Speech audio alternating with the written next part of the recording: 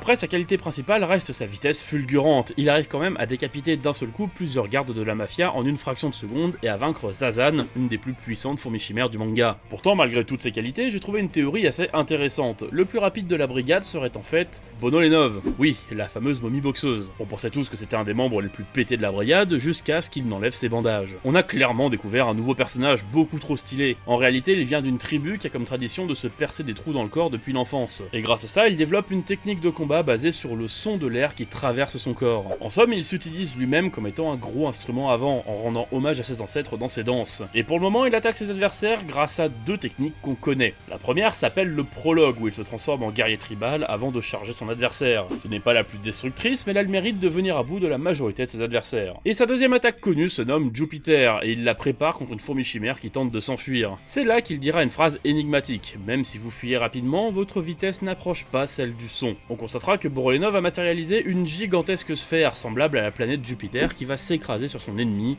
le réduisant en bouillie. Cette phrase sur le son a semé le doute chez les fans de la licence. Même si on sait que c'est un des personnages les plus rapides du manga, est-ce qu'il peut vraiment se déplacer à la vitesse du son? Peut-être faisait-il simplement référence à sa danse. En tout cas, c'est un grand débat dans l'univers d'Hunter x Hunter et on espère avoir la réponse un jour dans le manga. D'autant plus qu'on sait que c'est quelque chose de possible. On a déjà vu Netero se déplacer à la vitesse du son dans le manga, mais il s'agit d'un des personnages les plus puissants qu'on ait vu. Affaire à suivre donc.